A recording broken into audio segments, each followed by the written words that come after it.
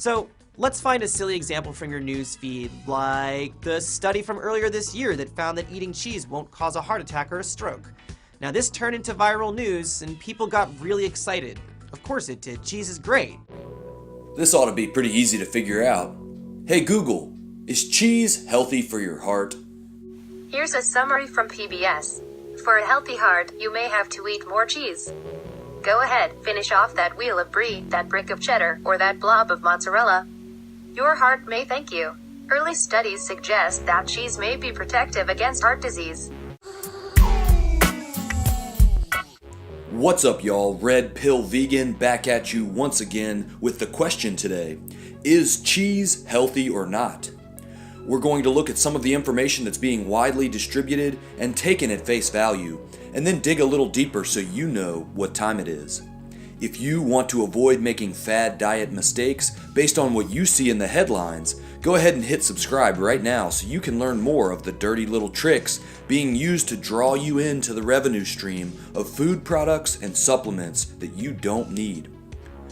So what's the deal with cheese? Some people say it's addictive and unhealthy, yet we got mainstream news outlets like Newsweek and PBS saying that cheese is good for your heart.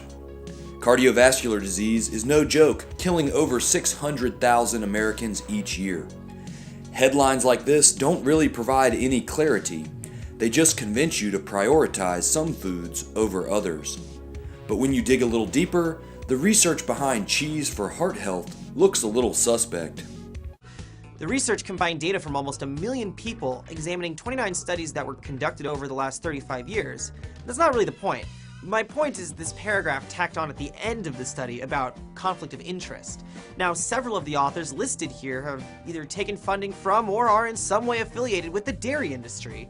One of the authors took consulting fees from Nestle and was on a McDonald's advisory board. It's about money, my friend.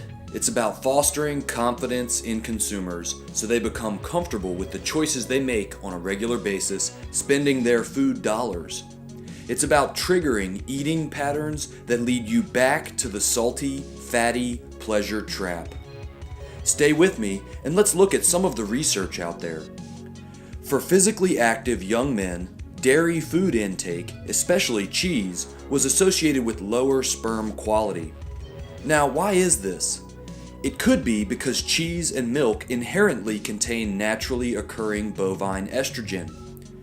So when you see no added hormones on that organic milk and cheese at the store, they're not talking about the large quantity of naturally occurring estrogen that's already in there. The naturally occurring estrogen and progesterone found in milk and cheese might be one reason why a study done by Kaiser Permanente suggests that women diagnosed with early stage breast cancer who eat full-fat dairy products after diagnosis are more likely to die from breast cancer than women who eat low-fat dairy. Why play hormone roulette with high-fat and low-fat dairy when you could just cut out milk and cheese and the rest of it completely and completely avoid exposure to those hormones? Meanwhile, don't expect the headlines on mainstream news to tell you who's funding the studies that try to act like cheese is healthy for your heart. Now, the source of the funding was left out of many of the news stories, or it was just tacked on at the end. Of course, what they will suggest is moderation. Just a little bit of cheese. Then there you are, back at the precipice of the salty, fatty pleasure trap. For you, maybe it's cheesy, salty, crunchy. Or maybe it's something sweet and rich, like ice cream.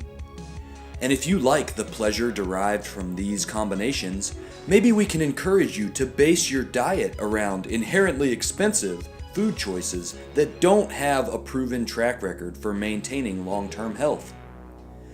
That's where logic leads you when the same publication runs headlines encouraging just that. After all, if you could eat just a little bit in moderation and protect your heart health, then why not base your diet around these food choices with the elusive goal of weight loss being finally achievable? The food choices you make on an everyday basis are a major determining factor in your long-term health outcome. Here on this channel, I don't want to see you get tricked by following the headlines straight to the hospital. If you want to avoid getting stuck in the queso quicksand and falling victim to the steak knife, then make sure to subscribe to Red Pill Vegan, hit that thumbs up button, and share this video. Check me out on Patreon where I'm cooking up ideas for new videos, and I'd love to hear some of your feedback in the comments down below.